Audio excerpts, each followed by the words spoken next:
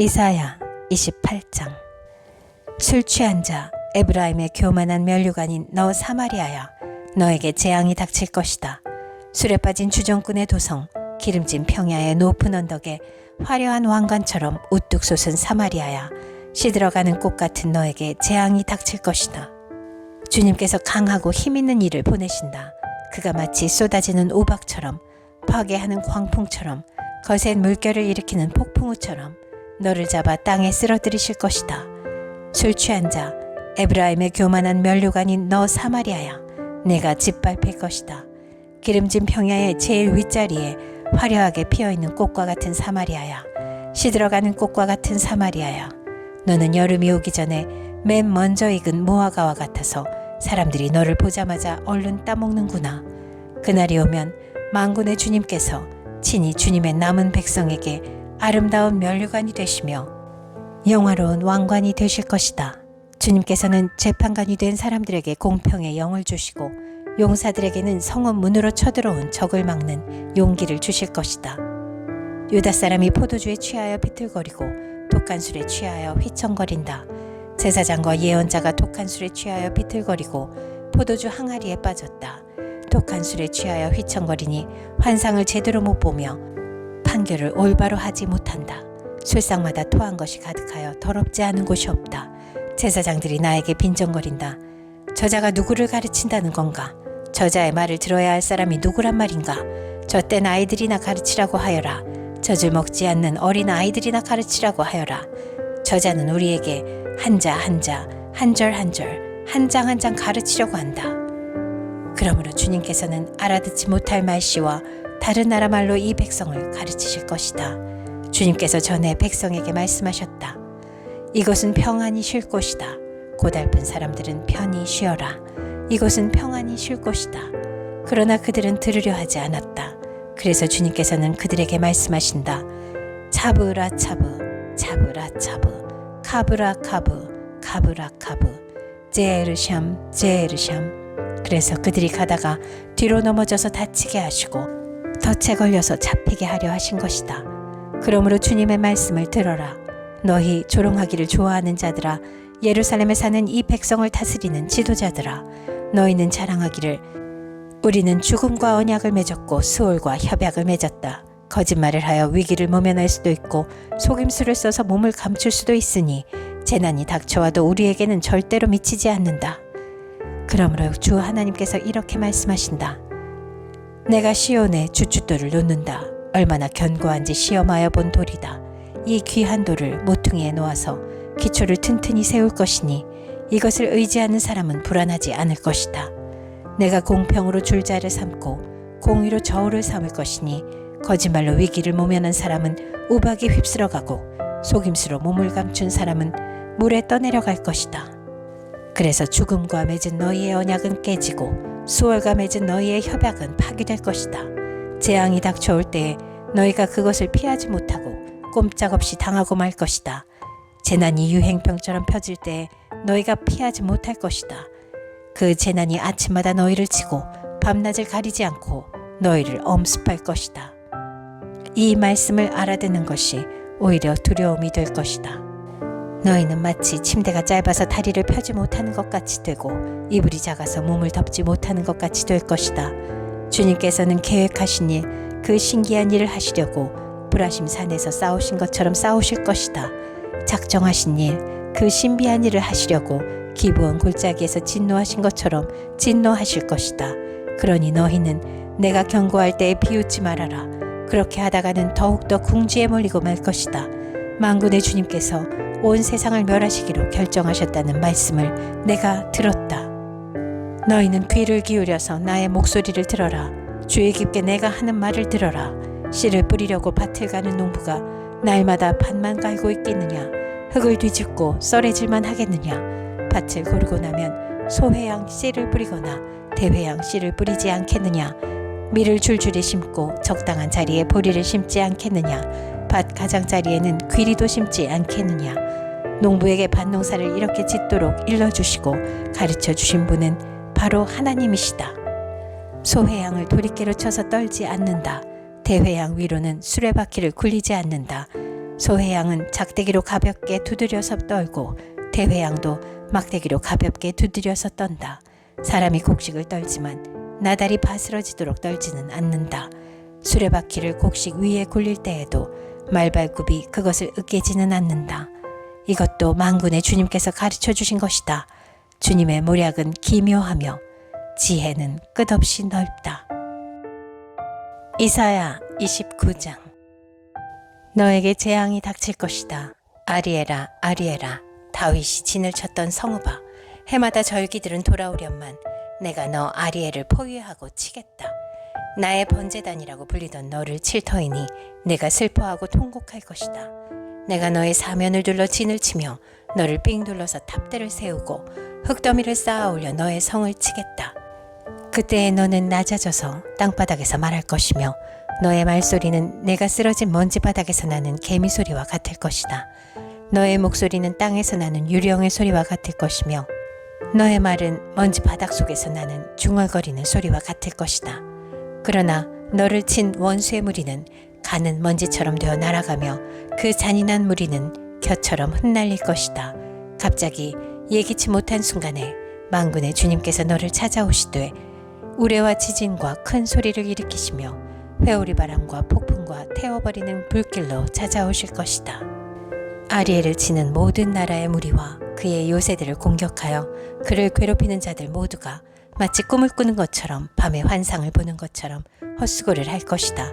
마치 굶주린 자가 꿈에 먹기는 하나 깨어나면 더욱 허기를 느끼듯이, 목마른 자가 꿈에 마시기는 하나 깨어나면 더욱 지쳐서 갈증을 느끼듯이 시온 산을 치는 모든 나라의 무리가 그러할 것이다. 너희는 놀라서 기절할 것이다. 너희는 눈이 멀어서 앞을 못 보는 사람이 될 것이다. 포도주 한 모금도 마시지 않았는데 취할 것이다. 독한 술 한 방울도 마시지 않았는데 비틀거릴 것이다. 주님께서는 너희에게 잠드는 영을 보내셔서 너희를 깊은 잠에 빠지게 하셨다. 너희의 예언자로 너희의 눈 구시를 못하게 하셨으니 너희의 눈을 멀게 하신 것이요, 너희의 선견자로 앞을 내다보지 못하게 하셨으니 너희의 얼굴을 가려서 눈을 못 보게 하신 것이다. 이 모든 묵시가 너희에게는 마치 밀봉된 두루마리의 글처럼 될 것이다. 너희가 그 두루마리를 유식한 사람에게 가지고 가서 이것을 좀 읽어주시오 하고 내주면 그는 두루마리가 밀봉되어 있어서 못 읽겠소 하고 말할 것이다. 너희가 그 두루마리를 무식한 사람에게 가지고 가서 이것을 좀 읽어주시오 하면 그는 나는 글을 읽을 줄 모릅니다 하고 말할 것이다. 주님께서 말씀하신다. 이 백성이 입으로는 나를 가까이 하고 입술로는 나를 영화롭게 하지만 그 마음으로는 나를 멀리하고 있다. 그들이 나를 경외한다는 말은 다만 들은 말을 흉내내는 것일 뿐이다. 그러므로 내가 다시 한번 놀랍고 기이한 일로 이 백성을 놀라게 할 것이다. 지혜로운 사람들에게서 지혜가 없어지고 총명한 사람들에게서 총명이 사라질 것이다. 주님 몰래 음모를 깊이 숨기려는 자들에게 재앙이 닥칠 것이다. 그들은 어두운 곳에서 남몰래 음모를 꾸미는 자들이다. 누가 우리를 보랴, 누가 우리를 알랴 한다. 그들은 매사를 거꾸로 뒤집어 생각한다. 진흙으로 옹기를 만드는 사람과 옹기장이가 주무르는 진흙을 어찌 같이 생각할 수 있느냐. 만들어진 물건이 자기를 만든 사람을 두고 그가 나를 만들지 않았다 하고 말할 수 있느냐. 빚어진 것이 자기를 빚은 사람을 두고 그는 기술이 없어 하고 말할 수 있느냐. 레바논의 밀림이 기름진 밭으로 변하고 그 기름진 밭이 다시 밀림으로 변하는 것은 시간 문제이다. 그날이 오면 듣지 못하는 사람이 두루마리에 글을 읽는 소리를 듣고 어둠과 흑암에 쌓인 눈먼 사람이 눈을 떠서 볼 것이다. 천한 사람들이 주님 안에서 더없이 기뻐하며 사람들 가운데 가난한 사람들이 이스라엘의 거룩하신 분 안에서 즐거워할 것이다. 포악한 자는 사라질 것이다. 비웃는 사람은 자취를 감출 것이다. 죄 지을 기회를 엿보던 자들이 모두 끝장날 것이다. 그들은 말 한마디로 사람에게 죄를 뒤집어 씌우고 성문에서 재판하는 사람을 올무에 걸리게 하며 정당한 이유 없이 의로운 사람의 권리를 박탈하던 자들이다. 그러므로 아브라함을 구속하신 주님께서 곧 야곱 족속의 주 하나님께서 이렇게 말씀하신다. 이제 야곱이 다시는 부끄러움을 당하지 않을 것이고 이제 그의 얼굴이 다시는 수모 때문에 창백해지지는 않을 것이다. 야곱이 자기의 자손 곧 그들 가운데서 내가 친히 만들어준 그 자손을 볼 때 그들은 내 이름을 거룩하게 할 것이다. 야곱의 거룩한 분을 거룩하게 받들며 이스라엘의 하나님을 경외할 것이다. 그래서 마음이 혼미하던 사람이 총명해지고 거스르던 사람이 교훈을 받을 것이다. 이사야 30장. 주님께서 말씀하신다. 거역하는 자식들아, 너희에게 화가 닥칠 것이다. 너희가 계획을 추진하지만 그것들은 나에게서 나온 것이 아니며 동맹을 맺지만 나의 뜻을 따라 한 것이 아니다. 죄에 죄를 더할 뿐이다. 너희가 나에게 물어보지도 않고 이집트로 내려가서 바로의 보호를 받아 피신하려 하고 이집트의 그늘에 숨으려 하는구나. 바로의 보호가 오히려 너희에게 수치가 되고 이집트의 그늘이 오히려 너희에게 치욕이 될 것이다. 유다의 고관들이 소안으로 가고 유다의 사신들이 하네스로 가지만 쓸모없는 백성에게 오히려 수치만 당할 것이다. 너희는 이집트에서 아무런 도움도 유익도 얻지 못하고 오히려 수치와 치욕만 얻을 것이다. 이것은 네겝의 들짐승들에게 내리신 경고의 말씀이다. 유다의 사절단이 나귀 등의 선물을 싣고 낙타 등의 보물을 싣고 거친 광야를 지나서 이집트로 간다. 암사자와 숫사자가 울부짖는 땅, 독사와 날아다니는 불뱀이 날뛰는 땅, 위험하고 공고한 땅을 지나서 아무런 도움도 주지 못할 백성에게 선물을 주려고 간다. 이집트가 너희를 도울 수 있다는 생각은 헛된 망상일 뿐이다. 이집트는 맹못 쓰는 라합일 뿐이다. 이제 너는 가서 유다 백성이 어떤 백성인지를 백성 앞에 있는 서판에 새기고 책에 기록하여서 오고 오는 날에 영원한 증거가 되게 하여라. 이 백성은 반역하는 백성이요 거짓말을 하는 자손으로서 주님의 율법은 전혀 들으려 하지 않는 자손이다. 선견자들에게 이르기를 미리 앞일을 내다보지 말아라 하며 예언자들에게 이르기를 우리에게 사실을 예언하지 말아라. 우리를 격려하는 말이나 하여라. 가상현실을 예언하여라. 그 길에서 떠나거라. 그 길에서 벗어나거라. 이스라엘의 거룩하신 분 이야기는 우리 앞에서 제발 그쳐라 하고 말한다.